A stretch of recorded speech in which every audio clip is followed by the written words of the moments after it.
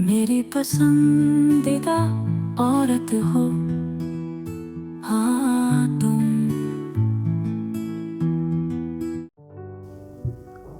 आप सुन रहे थे मेरे साथ पसंदीदा औरत भाग 105। सबसे पहले आपसे माफ़ी चाहती हूँ ये भाग इतना देर से देने के लिए, लेकिन वो क्या है ना कि मेरे घर में कंस्ट्रक्शन का काम चल रहा है, तो शोर शराबे के बीच रिकॉर्ड करना बहुत ही मुश्किल हो रहा है। ये थोड़ा सा टाइम निकाल कर ये कहानी आप सभी के लिए। मयंक की जगह अर्थी को कंधा देने वाला शख्स कोई और नहीं बल्कि पृथ्वी था। हॉस्पिटल में बैठी सुरभि ने उस वक्त पृथ्वी को ही मैसेज किया था, और जैसे ही पृथ्वी को विश्वास जी के गुजर जाने की खबर मिली, वह अपना सब काम छोड़ छाड़ कर सीधा उदयपुर चला आया। पृथ्वी खामोशी से अर्थी को कंधा दिए आगे बढ़ रहा था। उसकी आंखों के सामने विश्वास जी के साथ बिताए पल आ रहे थे। उदयपुर स्टेशन पर वो पहली मुलाकात, पृथ्वी का विश्वास जी के घर जाना, उनके साथ बैठना, हंसना, बातें करना, बाहर टहलना, और आखिरी मुलाकात जब विश्वास जी ने पृथ्वी को उसकी पसंदीदा औरत की तस्वीर लौटाई। पृथ्वी को गले में एक चुभन का एहसास हुआ। उसका मन भारी होने लगा और आंखों में नमी तैर गई। आंखों में भरे आंसुओं को आंखों में ही रख लिया और आगे बढ़ता रहा। सभी शमशान पहुंचे। सिद्धार्थ एक जरूरी फोन आने की वजह से साइड में चला गया और पृथ्वी उसे नहीं देख पाया। दोनों एक ही जगह मौजूद थे, लेकिन एक दूसरे से नहीं मिल पाए। विश्वास जी को चिता पर लिटाया गया और सभी जरूरी संस्कारों के बाद कार्तिक से मुखाग्नि देने को कहा। घर में अवनी के बाद कार्तिक ही था जो विश्वास जी के सबसे ज्यादा करीब था। जैसे ही उसने चिता को अग्नि देने के लिए हाथ उठाया, उसका हाथ कांपने लगा और आंखों से झरझर आंसू बहने लगे। पास खड़े पृथ्वी ने जब कार्तिक को कमजोर पड़ते देखा तो वह उसके पास आया और उसका हाथ थामकर चिता को अग्नि दी। पृथ्वी का भले ही विश्वास जी से कोई रिश्ता ना हो, लेकिन पृथ्वी को याद था कि विश्वास जी ने उसे बेटा कहकर बुलाया था। आज असल मायनों में पृथ्वी ने अपने बेटे होने का फर्ज निभाया। कार्तिक रोते हुए पृथ्वी के गले लग गया। यहाँ पृथ्वी भी खुद को नहीं रोक पाया और उसकी आंखों से आंसू बहकर गालों पर लुढ़क आए। पृथ्वी कार्तिक को साइड में ले आया। चिता जलने तक सभी वहां रुके और फिर घर के लिए निकल गए। पृथ्वी की घर के अंदर जाने की हिम्मत नहीं हो रही थी, क्योंकि वह अवनी को बिखरा हुआ देखना नहीं चाहता था। इसलिए पृथ्वी घर न जाकर बाहर ही रुक गया। सिद्धार्थ पृथ्वी के बगल में ही था, लेकिन दोनों ने एक दूसरे को नहीं देखा। घर के बाहर बैठा पृथ्वी विश्वास जी और उनके परिवार के बारे में सोच रहा था। अवनी अब शांत हो चुकी थी। वह इतना रो चुकी थी कि अब उसमें हिम्मत नहीं बची थी। वह बेसुध और निढाल सी त्रिवेणी भुआ की गोद में दुबकी हुई थी। सीमा के कहने पर सुरभि चाय का कप अवनी के लिए लेकर आई, लेकिन अवनी ने नहीं पिया। बिटिया लाओ, मुझे दो, मैं इसे पिला देती हूँ, त्रिवेणी भुआ ने कहा तो सुरभि ने चाय का कप उन्हें थमा दिया। सुरभि साइड में चली आई। उसने देखा कि पृथ्वी का कोई जवाब नहीं आया, ना ही कोई मैसेज, ना ही कोई कॉल। आज पहली बार सुरभि को पृथ्वी पर गुस्सा आया और वह बड़बड़ाई, ओह पृथ्वी, क्या तुमने सच में अवनी को भुला दिया है? आज तुम यहाँ होती तो तुम देखती तुम्हारी अवनी कितने दर्द में है। क्या ऐसे वक्त में तुम्हें उसके साथ, उसके पास नहीं होना चाहिए था? सुरभि बेटा, तुम यहाँ क्या कर रही हो? जरा जाकर मीनाक्षी की मदद कर दो, मयंक ने आकर सुरभि से कहा तो सुरभि वापस अंदर चली गई। वह पृथ्वी से नहीं मिल पाई, जबकि पृथ्वी उससे बस 20 कदम दूर घर से बाहर खड़ा था। दुख की घड़ी में मयंक और बाकी घर वालों को भी पृथ्वी का ख्याल नहीं रहा, जबकि सिद्धार्थ अंदर था और एक बार फिर कौशल और मयंक की मदद कर रहा था। सिद्धार्थ को काम करते देखकर कौशल और मयंक को भी अच्छा लगा। जब उन्होंने सिद्धार्थ से ये जानने की कोशिश की कि उसका अवनी से क्या रिश्ता है, तो सिद्धार्थ ने बस दोस्त कहकर बात को नकार दिया। सुरभि का गुस्सा और चिढ़ भी सिद्धार्थ के लिए कम हो चुकी थी। उसे फिलहाल अवनी का ख्याल था। सुबह से दोपहर हुई, दोपहर से शाम और शाम से रात भी हो गई, लेकिन पृथ्वी अंदर नहीं आया। वह बाहर ही घूमता रहा। कभी घर के बाहर खड़े होकर वक्त बिताया, तो कभी घर के सामने बने सोसाइटी के पार्क की बेंच पर बैठकर। सुबह से खाना तो दूर, पानी का एक घूंट तक पृथ्वी के गले से नीचे नहीं उतरा। वह बस अवनी के बारे में सोच रहा था। कितनी मुश्किलों के बाद अवनी को उसके पापा का प्यार मिला था और वही अवनी को छोड़कर चले गए। इसके बाद पृथ्वी में इतनी हिम्मत नहीं थी कि वह अवनी से नजरें मिला पाए। वह एक बार पहले भी अवनी को रोते हुए देख चुका था और उस वक्त उसे कितनी तकलीफ हुई थी ये बस पृथ्वी ही जानता था, और दोबारा वह इस दर्द से गुजरना नहीं चाहता था। कार्तिक किसी काम से घर से बाहर गया था। उसने जब पृथ्वी को घर की दीवार से पीठ लगाए खड़े देखा तो उसे अपनी भूल का एहसास हुआ और उसने पृथ्वी के पास आकर कहा, माफ करना पृथ्वी भैया, मैं तो भूल ही गया था कि आप भी यहाँ हैं। और आप बाहर क्यों खड़े हैं, अंदर क्यों नहीं आए? आपने कुछ खाया? नहीं खाया होगा। I am so sorry. आप अंदर चलिए। कार्तिक, मैं ठीक हूँ, वैसे भी 2 घंटे बाद मेरी फ्लाइट है तो मैं वापस जा रहा हूँ, पृथ्वी ने कहा। ठीक है, लेकिन आप अंदर तो आइए, प्लीज चलिए। कार्तिक ने पृथ्वी का हाथ पकड़ा और जबरदस्ती उसे अंदर ले आया। हालांकि पृथ्वी अभी भी घर के लॉन वाले एरिया में ही था। सभी किसी न किसी काम में बिजी थे। कार्तिक ने सामने से गुजरते नितिन को बोलकर एक कप चाय मंगवाई और पृथ्वी की तरफ बढ़ाकर कहा, आप ये पीछे, मैं अभी आया। कार्तिक पृथ्वी को लॉन में छोड़कर चला गया। पृथ्वी ने सुबह से कुछ खाया पिया नहीं था, इसलिए उसने चाय का कप होठों से लगाया और पीने लगा। अवनी को त्रिवेणी भुआ अपने साथ उसके कमरे में ले गई। सुरभि उन्हें वहां छोड़कर नीचे आई। सुबह से सुरभि यही थी।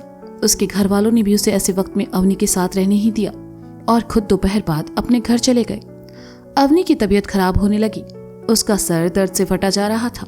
सुरभि कार्तिक को ढूंढते हुए बाहर चली आई ताकि उसे दवा लेने भेज सके। तभी उसकी नजर लॉन में खड़ी पृथ्वी पर पड़ी। पृथ्वी को देखते ही सुरभि के चेहरे के भाव बदल गए और उसकी आंखों में गुस्सा उतर आया। वह पृथ्वी के सामने आई और गुस्से से लेकिन धीमे स्वर में कहा, ओह, तो तुम्हें यहाँ आने की फुर्सत मिल गई। पृथ्वी, क्या तुम्हें सच में अवनी की परवाह है? आज उसे तुम्हारी सबसे ज्यादा जरूरत थी और तुम अब आ रहे हो। बस यही था तुम्हारा प्यार? मैं सुबह से यही हूं सुरभि। तुम्हारा मैसेज देखते ही पहली फ्लाइट पकड़कर यहां चला आया।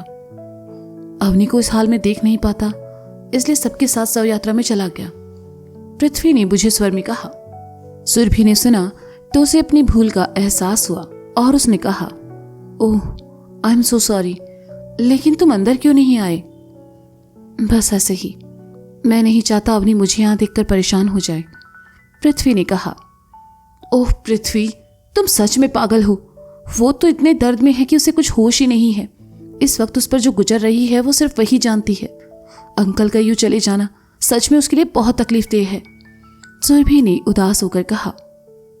वो ठीक तो है ना? पृथ्वी ने बेचैनी भरे स्वर में कहा। सुरभि ने पृथ्वी की तरफ देखा और कहा, मिलना चाहोगे उससे? हिम्मत नहीं हो रही, पृथ्वी ने गहरी सांस लेकर कहा और ये कहते हुए उसकी आंखों में आंसू भर आए और उसने एकदम से कहा, 8 महीने से उसे देखा तक नहीं है यार, उसकी आवाज सुनने के लिए तरस गया हूं। सुरभि ने सुना तो उसकी आंखों में भी आंसू भर आए क्योंकि इस वक्त वह पृथ्वी का दर्द महसूस कर पा रही थी। सुरभि का यूं देखना पृथ्वी को और ज्यादा बेचैन कर गया। वह बाहर जाने के लिए पलटा तो सुरभि ने कहा, जाने से पहले एक बार उसे देख तो लो पृथ्वी। पृथ्वी के कदम रुक गए और उसके दिल से आवाज आई, ए पृथ्वी, क्या तुम उससे मिले बिना चले जाओगे? तुम्हें उससे नहीं मिलना चाहिए, अगर मिले तो फिर जा नहीं पाओगे, दिमाग ने कहा। बिना मिले गए तो मलाल रह जाएगा, दिल ने कहा। रहता है तो रह जाए, तुझे फिर से उस आग में नहीं जलना है, समझा? चला जाए यहां से, दिमाग ने गुस्से से कहा। इसकी बात मत सुन पृथ्वी, अवनी को तेरी जरूरत है, दिल ने कहा। और तेरी जरूरतों का क्या? मैं कहता हूं आगे बढ़ो और चला जाए यहां से, दिमाग ने कहा। एक बार उसे देख लोगे तो शायद ये बेचैनी कम हो जाए, दिल ने उदास होकर कहा। और देखने के बाद जो दर्द मिलेगा उसका क्या? दिमाग ने कहा। मोहब्बत में मिला हर दर्द अजीज होता है, दिल ने कहा। तेरी वजह से ही ये आज इस हालत में है, दिमाग ने कहा। और मैं जानता हूं उसकी भी यही हालत है, जा पृथ्वी देख के आ उसे, दिल ने कहा। मत कर, दिमाग ने कहा।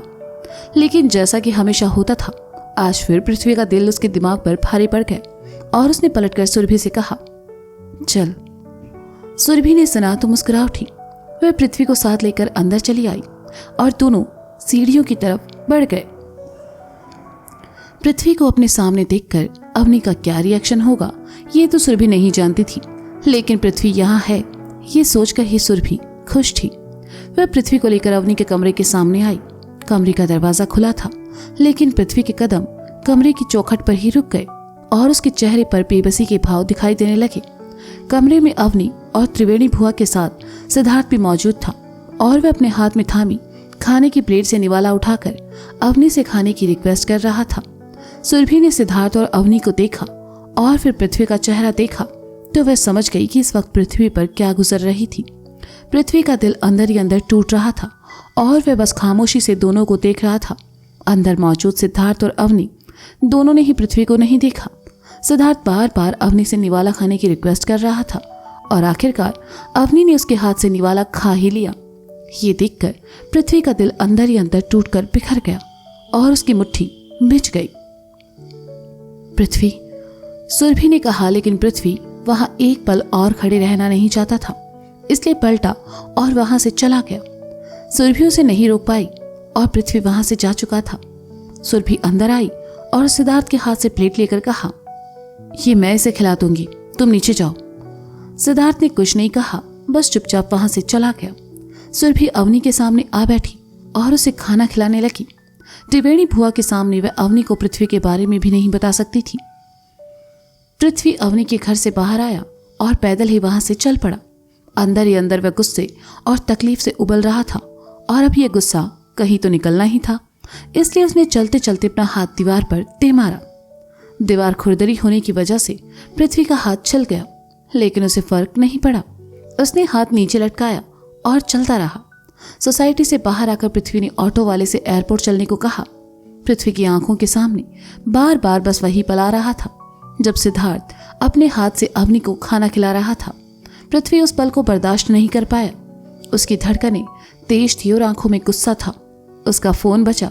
स्क्रीन पर सुरभि का नाम देखकर पृथ्वी ने फोन काट दिया और जेब में रख लिया। इस वक्त वह न तो किसी से बात करना चाहता था, ना ही यहाँ रुकना चाहता था। पृथ्वी एयरपोर्ट पहुंचा। फ्लाइट 1 घंटे बाद थी। पृथ्वी वेटिंग एरिया में चला आया।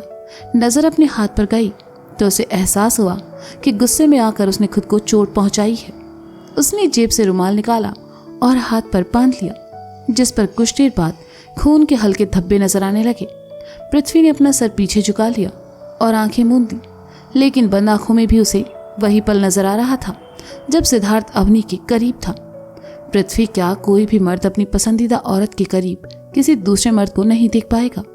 सुरभि ने पृथ्वी को कई मैसेज और कॉल किए, लेकिन पृथ्वी ने एक का भी जवाब नहीं दिया और उदयपुर से चला गया बिना अवनी से मिले। अवनी के घर में रुककर सिद्धार्थ उसके लिए मुश्किलें बढ़ाना नहीं चाहता था, इसलिए देर रात वह भी अपनी गाड़ी लेकर सिरोही के लिए वापस निकल गया। देर रात पृथ्वी मुंबई एयरपोर्ट पहुंचा और फिर सीधा अपने फ्लैट पर चला आया। फ्लैट का दरवाजा खोलकर पृथ्वी जैसे ही अंदर आया, देखा हॉल में सोफे पर रवि जी बैठे हैं। फ्लैट की एक चाबी हमेशा रवि जी के घर में होती थी और एक पृथ्वी के पास। इतनी रात में रवि जी को यहाँ देखकर पृथ्वी हैरान था और थोड़ा घबराया भी। वह कुछ कहता इससे पहले रवि जी उठे और कहा, इतनी रात में कहाँ से आ रहे हो पृथ्वी? किसी जरूरी काम से बाहर गया था। पृथ्वी ने साफ झूठ कह दिया, लेकिन रवि जी की नजर उसके हाथ पर बंधे रुमाल पर गई। और वो जरूरी काम कहीं मारपीट तो नहीं? आज सुबह से तुम गायब थे, ना ऑफिस गए ना यहाँ थे, तुम गए कहाँ थे? रवि जी ने पृथ्वी के सामने आकर उसका चोटिल हाथ उठाकर कहा। पृथ्वी खामोश हो गया। कहे तो कहे क्या, रवि जी ठीक उसके सामने खड़े थे और पृथ्वी ने खुद को तैयार कर लिया, क्योंकि किसी भी वक्त रवि जी का हाथ उसके गाल पर आ सकता था। वह खामोशी से रवि जी को देखता रहा तो रवि जी अपने हाथ साथ लेकर उसे सोफे की तरफ चले आए और बिठाया। उन्होंने दवा का डिब्बा उठाया और सोफे की तरफ चले आए। पृथ्वी समझ नहीं पा रहा था कि आखिर रवि जी क्या करना चाहते हैं, लेकिन इस वक्त कोई सवाल न करके उसने चुप रहना ही ठीक समझा। रवि जी उसके बगल में आ बैठे और चोट लगे हाथ से रुमाल हटाकर उसे स्प्रिट से साफ किया। मारे जलन के पृथ्वी को दर्द तो बहुत हुआ, लेकिन उसने अपने दांत भींच लिए। ये देखकर रवि जी ने उसके हाथ को साफ करते हुए कहा, पृथ्वी, तुम्हें नहीं लगता इन दिनों तुम कुछ ज्यादा ही कठोर हो गए हो? ये स्प्रिट है, इसे जख्म पर लगाओ तो जलता है, और मैं जानता हूं कि इस वक्त तुम्हें तकलीफ हो रही है, इसलिए मेरे सामने ये कठोर बनने का नाटक बंद करो। पृथ्वी ने सुना तो दर्द भरी आह उसके मुंह से निकली और मारे जलन के 2-3 बार उसने अपना हाथ झटक दिया। रवि जी ने उसका हाथ वापस अपनी साइड किया और उस पर दवा लगाकर पट्टी बांधते हुए कहा, तो आखिरकार तुमने अपनी आई से किया वादा तोड़ ही दिया। तो दोस्तों, क्या अवनी और सिद्धार्थ को साथ देखकर पृथ्वी पाल लेगा अपने मन में कोई गलतफहमी? क्या सुरभि बता पाएगी अवनी को पृथ्वी का सच? क्या पृथ्वी बोल पाएगा रवि जी के सामने सच? जानने के लिए सुनते रहिए पसंदीदा औरत मेरे साथ। नमः पार्वती पतये हर हर महादेव शंभो। और इसी के साथ आप सबके लिए है मेरे पास एक बहुत ही प्यारा सा सरप्राइज, और वो है मन मर्जियां सीजन 4, जिसका पहला एपिसोड आएगा कल, क्योंकि आज मैं थोड़ा सा बिजी हूं। तो मिलते हैं कल मन मर्जियां और पसंदीदा औरत के साथ। Bye bye.